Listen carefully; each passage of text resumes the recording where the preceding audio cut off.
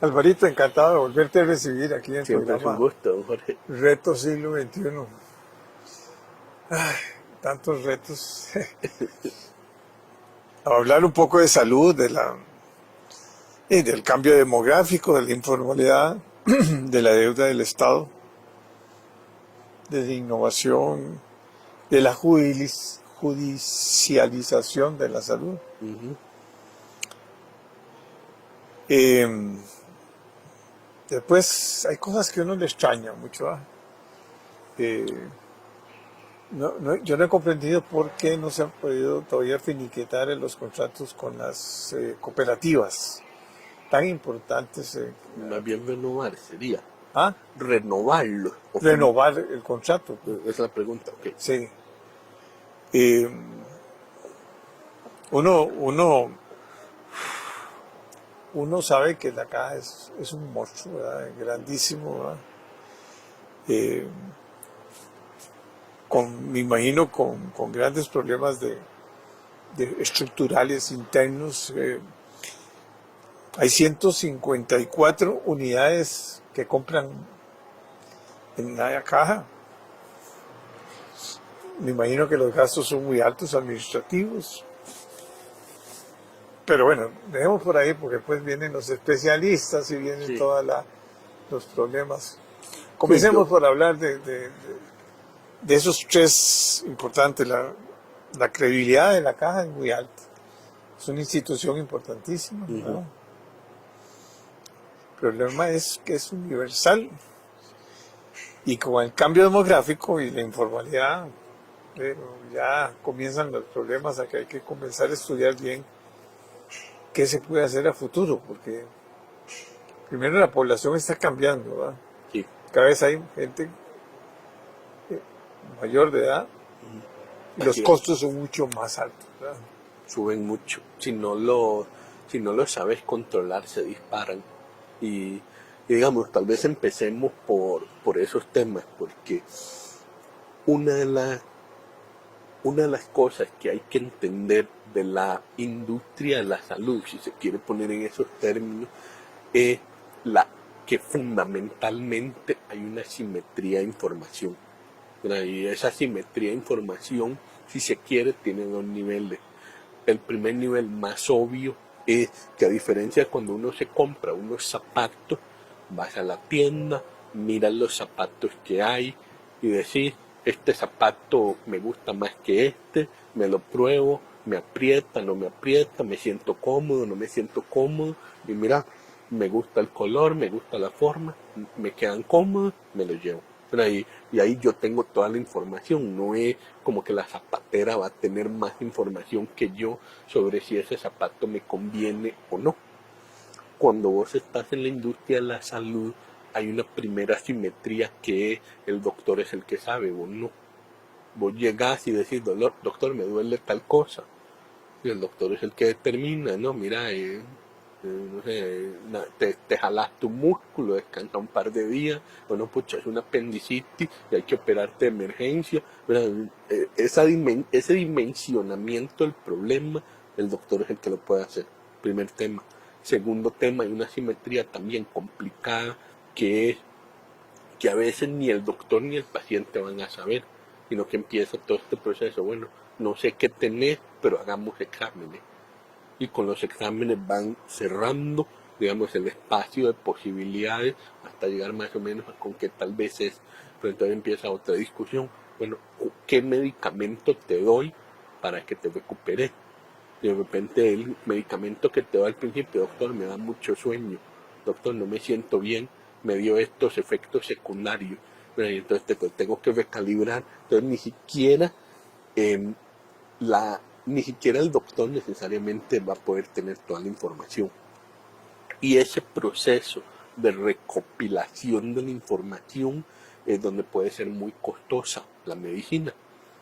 Cuando en Estados Unidos analizaban los condados que gastaban mucho en salud versus los condados que gastaban poco en salud, llegaron a una conclusión muy interesante. Aquellos procesos médicos referidos a eventos de fácil diagnóstico típicamente costaban lo mismo. De nuevo, voy a decir una tontería, pero una apendicitis. Entonces resulta que el apendicitis en el condado tal costaba $500 y en el otro condado costaba $520. Y las diferencias no eran importantes. Donde empezabas a tener diferencias enormes en los costos de salud era en las zonas grises. Era cuando algo tenés que no estamos muy seguros que es cuántos exámenes te mando a hacer, cuántos test de laboratorio, radiografía, TAC, esto, lo otro, te mando a hacer. Y entonces ahí era donde se abría una brecha abismal, porque a nivel de protocolos, de cómo tratar una aparente dolencia, se te abre mucho la brecha de costo. Ojo que estoy hablando de Estado, no estoy hablando de aquí. Entonces, cuando uno analiza esa dinámica en los Estados Unidos, pues aprende mucho para acá. Aquí pesa mucho tener protocolos claramente definidos para, digamos, el primer conjunto de síntomas. Llego yo y digo, estoy vomitando, tengo los ojos nublados, me duele el brazo izquierdo. Ok, tenés eso, podría ser A, B, C, D. Entonces hagamos estos 3 exámenes y ya. Y no me invento 5 o 18 o 45 exámenes, no. Vamos a hacer estos 3 exámenes para descartar lo que es más probable. Entonces, cuando vos tenés esos protocolos claros, controlan mucho el costo de la medicina, del proceso, digamos, de proveer de salud a la gente. Pero veas qué interesante, eso es ya cuando la persona está enferma. Pero cuando tenés un sistema como el costarricense que tiene el potencial de proveer salud preventiva, la salud preventiva es aún más barata. Entonces, obviamente, y eso era un poco la propuesta mía cuando estaba en la caja, hay que enfocarse mucho en la salud preventiva, sobre todo conforme la población envejezca, porque te bajan mucho los costos. Y ahí era donde uno identificaba ciertas brechas que eran más urgentes de resolver y más fáciles de resolver que otras. Y siempre, ya lo hemos comentado en el pasado, la brecha de los EVAIS es mucho más importante que la brecha hospitalaria, porque los EVAIS son relativamente hablando mucho más baratos, y además de ser mucho más baratos te evitan un montón de problemas de saturación de los hospitales. Entonces yo decía, si hacemos un gran esfuerzo por profundizar la salud primaria, principalmente mediante más EVAIS, vamos a descargar un montón los hospitales que están saturados. Y ahora sí, vamos al punto interesante que usted decía de los contratos de las cooperativas, que por qué está costando renovarlo.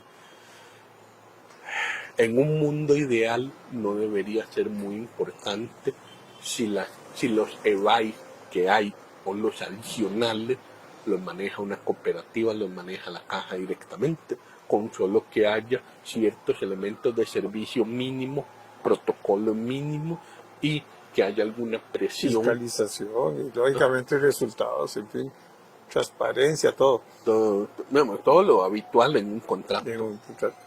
Pero ¿qué es lo que ocurre? Que a nivel, si se quiere, técnico, y me imagino que hubo un componente ideológico en el asunto, hubo un poco de falta de imaginación a la hora de redactar originalmente, hace varios años, mucho antes de que yo llegara. Varias decenas de años, pues más de 20 años yo creo. No en el contrato original, no, en el que se estaba redactando, que fue apelado varias veces y que es el que está en discusión ahora. En discusión en la Junta. Sí. Ese contrato ha tenido como 7 iteraciones, una locura, don Jorge, digamos. Yo llegué y yo no lo podía creer, digamos, sí, y me imagino que estos 2 años que han pasado, el asunto no creo que haya mejorado, pero esencialmente una manera como de entenderlo fácil es, exagerando un poco, imaginemos que la caja requiere, no sé, un asistente administrativo cada 4 EVAIS, y resulta que la cooperativa cree que puede manejarlo con un asistente administrativo cada 8 EVAIS, porque no sé, tiene un mejor sistema de gestión o por la razón que sea. Todo va a ser mejor. Todo va a ser mejor normalmente. No necesariamente lo va a hacer mejor, pero va a ser eficiente, puede intentar hacerlo y tal vez le sale. Hay que recordar que también la caja provee servicios en áreas tal vez más aisladas, más alejadas, entonces su razón de carga administrativa a servicio puede ser diferente a la de cooperativas que tal vez ofrecen el servicio primariamente en áreas muy densamente urbanas, donde puedes tener, por ejemplo, varios EBAIS en un solo edificio, y en áreas muy despobladas los tenés que tener separados a muchos kilómetros de distancia. O sea, hay un sinfín de razones por las que uno podría imaginar que pueden existir razones estructurales que ayuden a que los EBAIS de las cooperativas sean más eficientes, y razones propias de la cooperativa para que sea más eficiente, ¿verdad? Digamos, ahí, sin entrar en mucho detalle, el punto básico fue que el contrato, en vez de decir algo así como esto, la cooperativa se compromete, como acabamos de decir, a estos requerimientos de transparencia, de que los libros de contabilidad se llevan así, de que el control del uso de los servicios se lleva así, que van a meter todo en el EDUS, que la gente la pesan, la reciben, esto, lo otro. O sea, vos ponés tus requerimientos generales, cuánta gente se necesita para eso, problema de la cooperativa. Pero en vez de eso, la redacción del contrato estuvo muy orientada, por así decirlo, a cumplir requerimientos internos de la caja, ¿verdad? Y entonces ahí es donde empezaron un poco los problemas con el contrato, porque donde el contrato esencialmente obligaba a las cooperativas a parecerse a la caja en su gestión, en vez de parecerse en la obtención de resultados, digamos, sobre un umbral mínimo.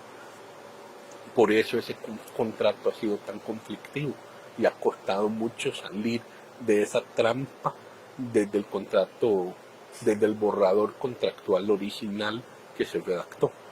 Y tiene mucho que ver con esto, ¿verdad? ¿No? De una visión de la salud donde tenés que enfocarte mucho en, bueno, yo conozco mis costos, no le voy a aceptar a usted que tenga costos más altos que estos porque yo conozco los míos como caja. Ese sería el pensamiento, y necesito que usted me cumpla estos estándares mínimos de servicio. ¿Puede o no puede?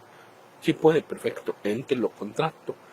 Pero claro, también hay un tema de que el detalle de costos de la caja cuesta un poco obtenerlo. No es imposible obtenerlo, pero requiere un trabajo excesivo. Sí, es muy difícil con una institución de esas. Me imagino manejar costos, o sea, no es nada. O sea, en una fábrica, por ejemplo, Sí. que no es lo mismo que un hospital, cuesta muchas veces, porque hay sistemas, lógicamente ahora con inteligencia artificial y con un montón de herramientas tecnológicas, uno puede ver el tiempo que gastaron en esto, el otro, y los materiales, y luego hacen todo un análisis De costos. de costos y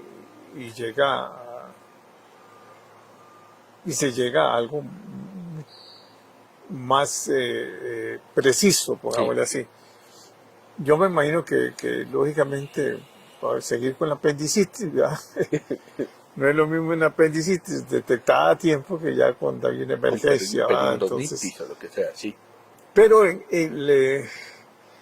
lo que sí yo estoy clarísimo, ¿verdad?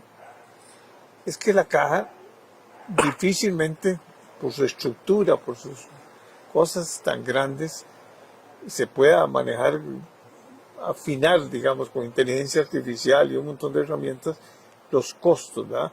Y cómo afinar, digamos, para que bajar costos, ¿verdad? Claro que sí se puede. Sí, sí se Es puede. cuestión de tener un ingeniero industrial trabajando, digamos, Bueno, parte de lo que yo siempre dije, porque no son los médicos los que saben de no, digamos, costos. así como una de las decisiones estratégicas era hagamos más EBAIS porque eso nos va a descargar toda la presión en todo el sistema. Otra de las decisiones estratégicas a las que yo le iba a poner la luz, pero así con frente, lupa, sí. era la implementación del ERP, que es un poco esta lógica, y por qué el ERP era mucho más factible ahora que hace, digamos, 10 años. Uno, porque hay muchos avances tecnológicos que hacen mucho más fácil implementar un ERP, primer tema. Segundo tema, porque la caja, después de mucha resistencia, y esto no fue mérito mío, fue mérito de la administración anterior, la de don Bomán Macaya, con el liderazgo de el gerente de logística, que todavía está el doctor Esteban Vega de la O, Bomán y el doctor Vega de la O, movieron mucho la caja al SICOP, que la caja tenía su propio sistema, lo movieron al SICOP en apenas 2 años. El 100% de la caja se movió al SICOP. O sea, los contratos viejos no se puede porque ya estaban firmados, ya están. Pero todas las compras nuevas están en el SICOP. Pero hay ¿cuántas personas cuántos centros? 150 centros, creo. 154 unidades de compra ahí. Bueno, eso me tiene un poco extrañado. Podría volverle a preguntar al doctor Vega de la O, sí. Pero la última vez que yo había tenido esa conversación, que fue hace mucho, a mí me habían indicado que ya estábamos en la transición a tener menos de 40 centros de costo. Sí, eran como 200 y resto. Sí, porque vos puedes consolidar con la parte electrónica, o lo mismo. El doctor Vega de la O estaba en eso. El primero implementó SICOP y el siguiente paso era consolidación de centros de costo. Ahora, se está hablando de vender medicinas al sector privado, básicamente, ¿verdad? A bajar costos, ¿verdad? Bueno, cierto número de medicinas. La venta de medicinas, sí. Porque yo sé que la caja compra volúmenes y sí, tiene descuentos muy altos. Sí. Creo, a ver. Y es curioso que lo que se gasta en medicinas, el 60% lo gasta el sector privado y el 40% la caja, y la caja atiende el 80%, digamos, de la demanda, ¿verdad? O sea, se ve que las farmacias, digamos, importan, o el sector privado compra mucho en las farmacias medicina. Sí. Y claro que le recetan los farmacéuticos, muchas veces no hay una receta médica, ¿verdad? Sí, yo estoy preocupado con la propuesta porque sin un ERP muy claro, digamos, sí, pongámoslo de la siguiente manera.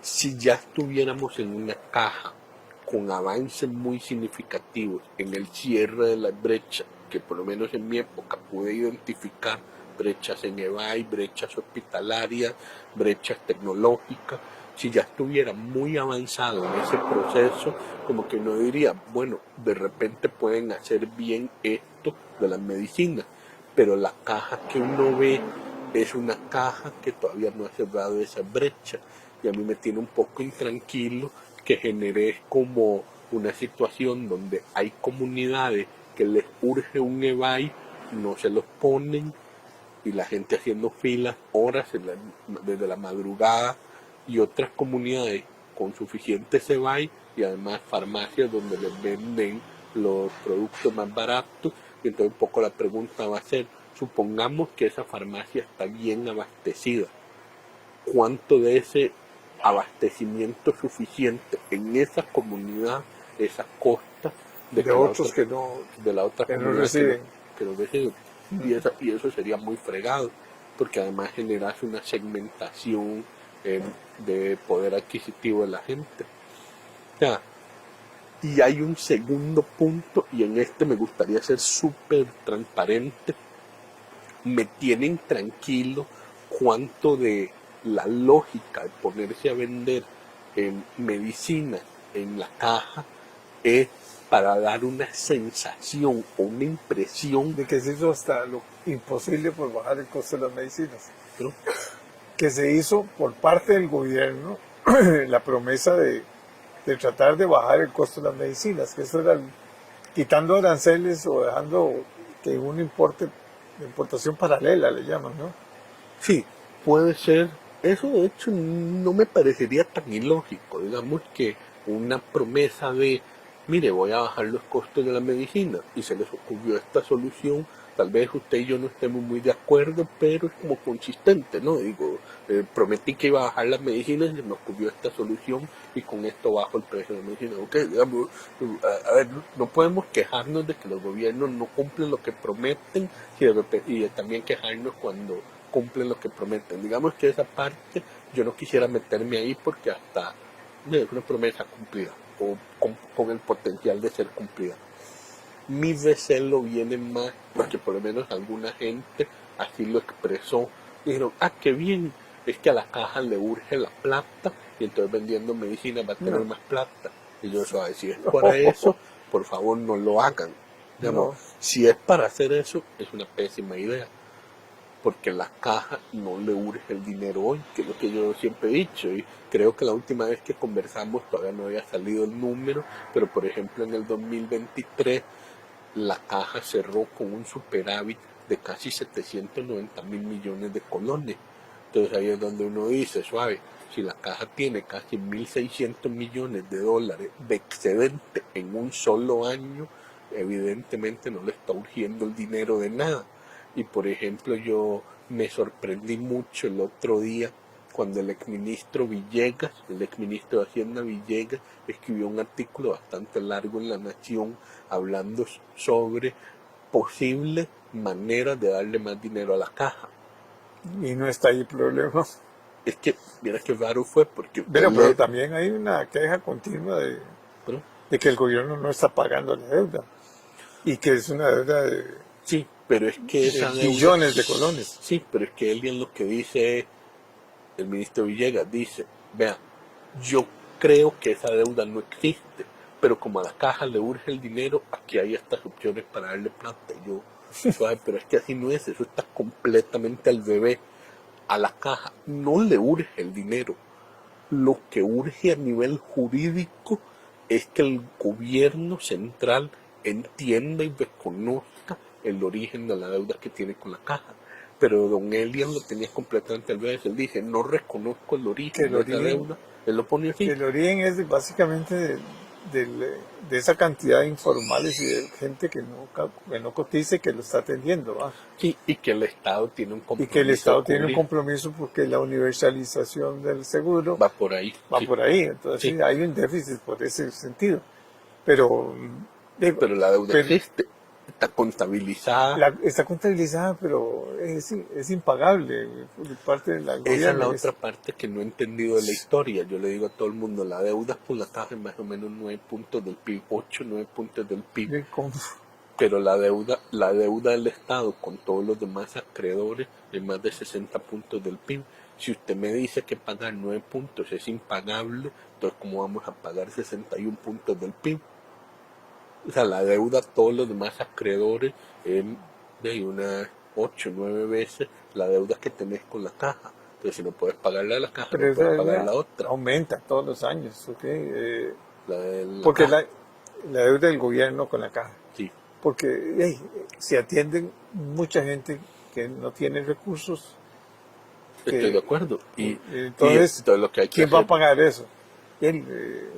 bueno, ese es pero es la misma lógica Pero de es que quién va a pagar el 61% que por sí debe Hacienda a todos los demás acreedores. Y probablemente a usted y a mí en nuestros fondos de pensiones nos debe el gobierno, porque nuestros fondos de pensiones invierten en bonos del tesoro y Hacienda tiene que pagar esos bonos del tesoro y a nadie se le ha ocurrido decir que esa deuda a los fondos de pensiones es impagable. Pero entonces yo lo que quiero es como afinar ese... afinar ese punto, porque lo que sí es impagable ahora sí es pedirle al gobierno que saque 9 puntos del PIB de liquidez y se los dé a la caja. Eso sí estoy de para que la acuerdo. caja lo invierta en bonos del gobierno.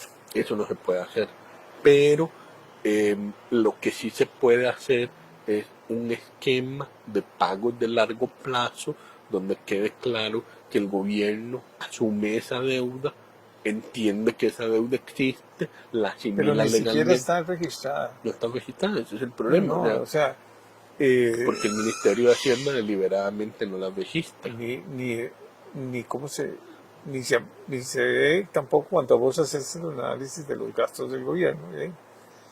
Llegan los del Fondo Monetario y todos los que hacen las Pero evaluaciones, todos ellos saben que esa deuda existe. existe, pero no, No aparece en la no línea. aparece en ningún lado, ¿ah? Porque entonces, Y por eso, cada vez que llegan los auditores externos a la caja, siempre dicen, Deloitte y ellos, siempre, si usted lee ¿cómo se llama? El reporte de la auditoría externa siempre dice lo mismo. Dice, los balances reflejan la realidad financiera de la caja, excepto por este tema de la deuda con el gobierno, que el gobierno no lo quiere reconocer. Y cuando uno hablaba con la Contraloría, cuando yo llegué a la caja y hablé con la señora Contralora y su equipo, lo primero que me dijeron es: don Álvaro, no surge que usted arregle esta torta de la deuda, porque no puede ser tener ese pasivo ahí como flotando por todos lados, hay que aterrizarlo. Y yo me comprometí con la señora Contralora: sí señora, yo voy a ver cómo arreglo eso de una vez por todas, que quede ordenado, porque es un tema de orden, de bueno, cuáles son los compromisos que tenemos como país y por qué los hemos asumido. Entonces, como le digo yo a la gente, vea, si mañana sale el presidente de la República, Chávez, y dice: miren, yo no creo que debamos seguir pagando esto, quitémosle el seguro a los niños no asegurados, dejemos de atender a los niños no asegurados, o que salga y diga: dejaremos de atender a los migrantes no asegurados, y que asuma las consecuencias políticas de eso. Pero todos Yo los de no la lo haría. tercera edad que no están asegurados, sí, que son montones. Es que hay un montón que no están Son un asegurados. montón, pero Comenzando por los... entonces él tiene dos opciones. Él tiene una opción que es salir y decirle al pueblo: mire, ya no le vamos a dar salud a los no, chiquitos esa que no no se están lo van a, asegurados. no, nunca lo van a decir. No lo va a hacer, pero entonces Políticamente, que pague. Si no quiere pagar el precio pero, político, es decir, te pero quito pague esto, ¿cómo? le pida Subiendo más. las cargas sociales del libre. No, es que no puede ser con cargas sociales, porque las cargas Ya sociales son muy altas. no es porque son muy altas, es porque la Y carga tienen social es específica. del asegurado. Sí. La carga social está pagando su seguro, su Bueno, pero pensión. también hay solidaridad, pero aunque sea Sí, eso, pero es que la solidaridad va por otro lado.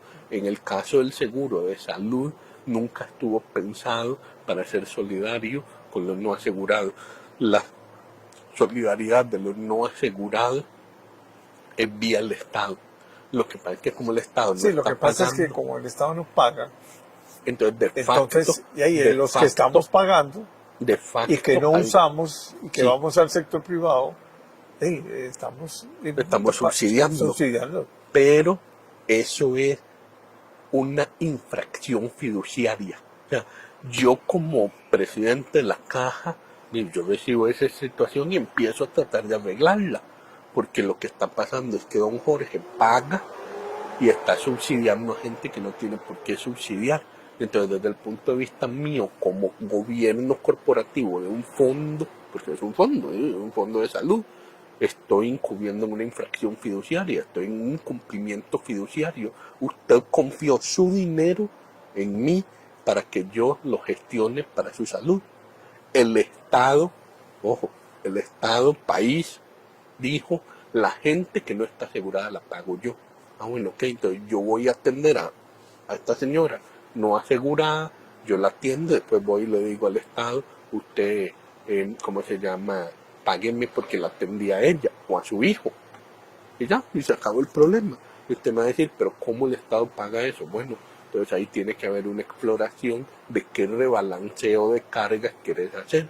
Pero claro, lo que está ocurriendo de facto ahora es: no se toma ninguna decisión, no tomamos ninguna decisión en educación, no tomamos ninguna decisión en seguridad, no tomamos ninguna decisión en salud, no cambiamos nada de lo que hay detrás de nuestra generación de costos, de nuestra generación de necesidades, porque Dios guarde decir que te tengo que quitar. Todo lo que hago es decirte: usted sigue teniendo derecho a eso, pero no se lo voy a dar. Entonces te lo quité.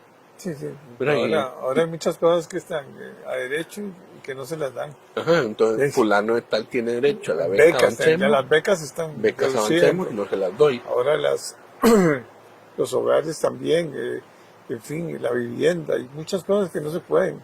O sea, que estaban en otra dimensión. Y por otro lado hay unas brechas cada vez más altas, ¿verdad? Sí, pero la diferencia con la Y caja, esos son los problemas que hay que preocuparse, ¿verdad? sí, pero ahí es donde uno ve que no lo están haciendo. ¿No? Y que, a diferencia de esos otros problemas, qué sé yo, educación y quitar becas Avancemos, que de alguna manera golpea de inmediato al gobierno, el tema con el no pago a la caja es que cualquier deficiencia en los servicios de la caja se le atribuye a la caja, no al gobierno.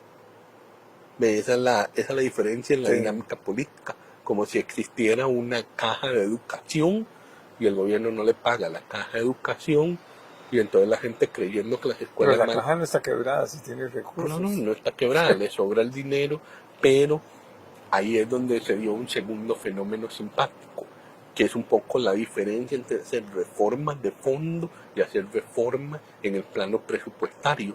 Por ejemplo, si a la caja le hubieran puesto una regla fiscal sin hacer ninguna otra reforma, hoy la caja estaría reventando por todos lados. Pero ¿qué fue lo que hicieron con la caja?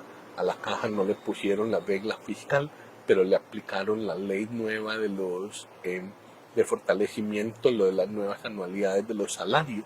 Y como la caja tenía anualidades de 5.5%, su masa salarial crecía muy rápido. En el momento en que quitaron la anualidad, se aplanó totalmente la masa salarial de la caja. Por eso es que ahora los superávit de la caja son astronómicos. ¿Por qué? Porque se atacó. Pero también se nos van los especialistas, porque Bueno, creo que en parte porque los salarios se los congelaron. salarios no son competitivos. Ya ¿verdad? no son, o sea, cuando eran competitivos tenías un problema de masa salarial muy grande. Ahora no son competitivos y la gente se te va. Sí, no es un balance fácil de calibrar, pero el punto es que le llegaron al problema de fondo. O sea, la caja como estructura financiera, 70% de los gastos eran salarios. Entonces, en el momento en que le entras a los salarios, de una u otra manera, Claro. más torpe o Más menos torpe, superávit. le entraste al asunto de fondo. Imagínese si hubiéramos seguido teniendo las anualidades que habían, pero le pones una regla fiscal a la caja. Te jalaste un tortón mayúsculo, porque la masa salarial hubiera seguido creciendo, pero topada con una regla fiscal a nivel de todo el presupuesto, te estalla la caja en 1000 pedazos, porque en 2 toques hubieras tenido que empezar a frenar todas las inversiones, frenar todas las compras, frenar todo, porque la masa salarial hubiera seguido creciendo. En vez de eso lo hicimos súper inteligente. Frenamos la masa salarial, pero El no crecimiento de la masa.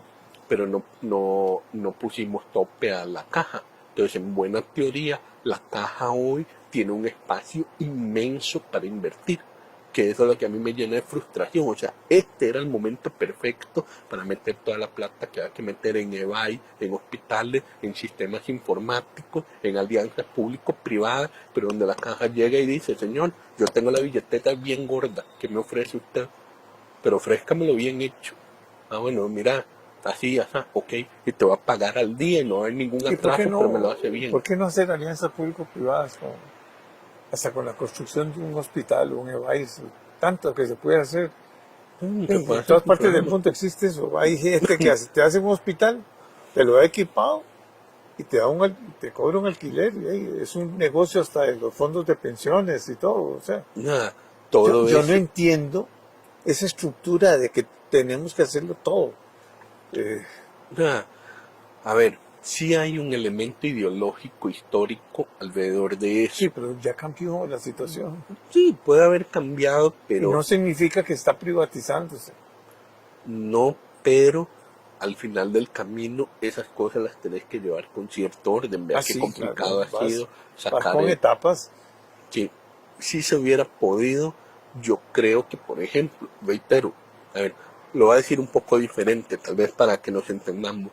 En Costa Rica, no voy a opinar de otros países, en Costa Rica históricamente lo que ha sido, digamos, de cooperativas, para decirlo como muy binario, caja y cooperativa. Las áreas de salud que están a cargo de una cooperativa, como por ejemplo Santana, que estamos aquí en Santana, Copesana, nació, o sea, la estructura del área de salud nació con la cooperativa.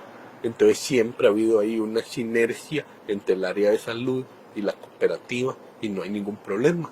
Y si Santana se expande, hay que hacer más EBAIS en Santana, resulta muy fácil hacerlo en el marco de la cooperativa. Lo que nunca hemos hecho en Costa Rica, y eso es una falta de experiencia y que va a doler tener esa experiencia, es probable que haya errores teniéndola, algo que es de la caja, convertirlo en una cooperativa. Eso nunca se ha hecho. Entonces, por eso mi apuesta hubiera sido, la mía, si yo hubiera seguido, si tenemos 1050 bytes y vamos a hacer 400 bytes nuevos, entonces sí, todos los bytes que se puedan hacer con alianzas público-privadas, hagámoslos de una vez con alianzas público-privadas bajo esta concepción de que nazcan en un modelo de alianza público-privada. Reconvertir lo que ya hay en alianza público-privada muy enredado, no se puede. Está bien. Entonces, por eso, pero entonces, claro, tiene que haber una decisión de que si querés 400 bytes nuevos y hacerlo así. O sea, hay que aumentarle los EBAIS, hay que mejorar las instalaciones hospitalarias, por ejemplo. No puede ser que, ¿cuántos años tienen del bendito hospital de Cartago? Ya son decenas de años se compró el lote, ahí estado en un puro debate, ya ahora por dicha yo diría que lo legó el pueblo al gobierno, ¿verdad? y a la caja verse. para que se haga, porque Usted sí tiene claro que esta semana destituyeron otra vez a los directivos. Entonces yo veo eso más complicado de la cuenta, pero sí, digamos que sí, que ya hay algún tipo de decisión. pero hay uno nada más que obligaron, ¿no? No, a ver, renunció El de José Luis Loría cooperativas. y destituyeron a Maritza Jiménez del Solidarismo, y lo que yo entiendo es que en el mismo proceso de destitución de doña Maritza van a destituir a doña Marta Rodríguez, la del sindicalismo. Entonces otra vez entramos en el mismo juego de un gobierno que no acepta directivos que no le sean totalmente afines, y eso desbalancea la caja. O que digan todo. Sí, señor. Sí, señor presidente. Estamos de acuerdo en todo. Usted tiene todo el Y entonces le hago poder. una pregunta. ¿El presidente quiere que se haga el hospital de Cartago? No creo. No, ¿verdad? Entonces, siguiente pregunta. Ahora que se quitó a los directivos no afines y está poniendo, asumo yo, va a intentar poner afines, ¿cuáles son las probabilidades de que hagan el hospital de Cartago? Bajan un montón, ¿no? Entonces yo veo que la gente... Pero fue una decisión ya de la Junta que se tomó, o sea, ¿Cuál? para construir el hospital. Ya no Sí, había más consultas que hacer. Pero hubo una apelación, y entonces con la apelación... Vuelve otra vez a la Junta. El asunto no está tan fácil. O sea, a ver, es muy interesante la dinámica en este gobierno, porque siempre hemos estado acostumbrados a que el gobierno quiere hacerlo. Y es esta lentitud burocrática, trámites, esto, lo otro, que por más que empuja un gobierno, no sale. Hoy es al revés. La gente quiere que se haga, el gobierno no quiere que se haga, entonces toda la lentitud burocrática juega a favor de la intención del gobierno. Y usted me va a decir, ¿por qué un gobierno tan empeñado en no construir cosas que a la gente le gustan? Y reitero mis dos hipótesis. Hipótesis 1 es un tema político. Él quiere, Chávez y su grupo, quiere comunicar que todo lo que se estaba haciendo antes no sirve para nada. Entonces, no se puede hacer el hospital de Cartago porque lo hizo la gente de antes, no sirve para nada. O sea, los planos y la decisión no sirve para nada. del lote. El lote tiene una falla tectónica, se inunda, esto, lo otro. O sea, y con todos estos aguaceros nunca se inundó. Bueno, entonces, o sea, yo creo que... y que la contaminación de las fábricas que están sí, ahí. que va a haber una explosión química. Va a haber una explosión química. Sí, bueno, toda esa narrativa está muy centrada en la idea de lo que sea que hicieron antes no sirve, por la razón que sea.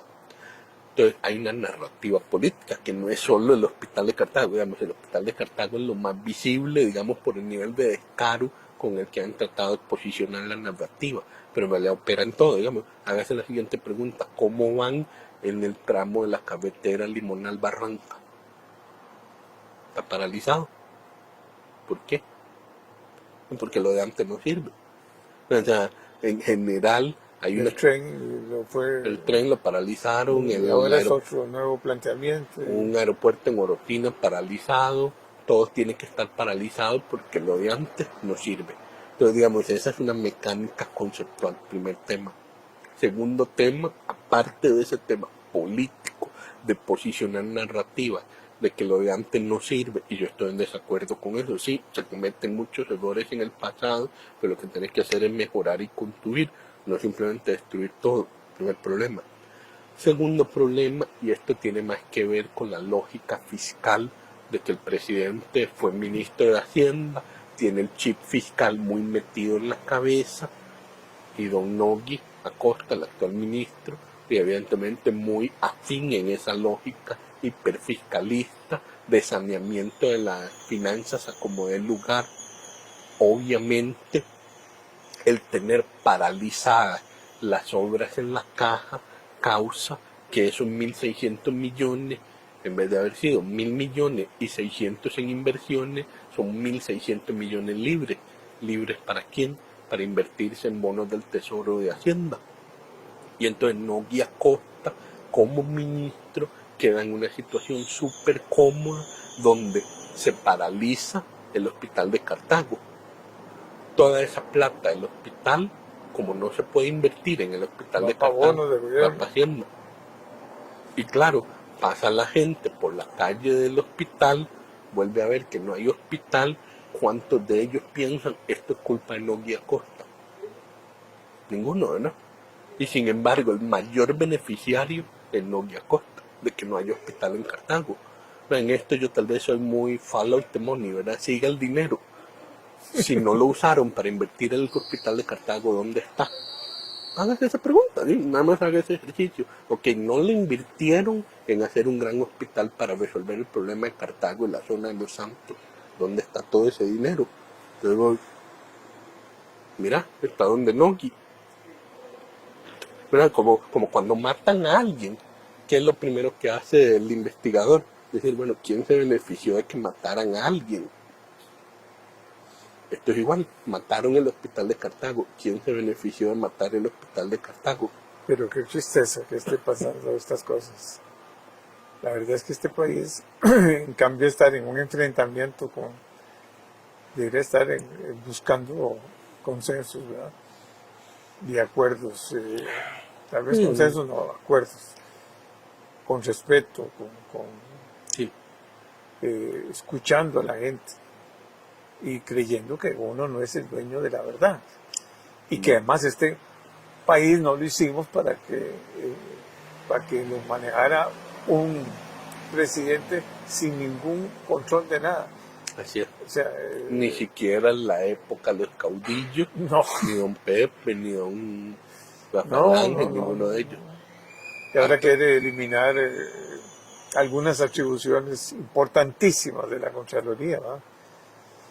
Pero bueno, te voy a invitar ahora sí dentro de 15 días para volver a seguir conversando, porque siempre es interesantísimo. Mucho gusto. A la Encantado. orden.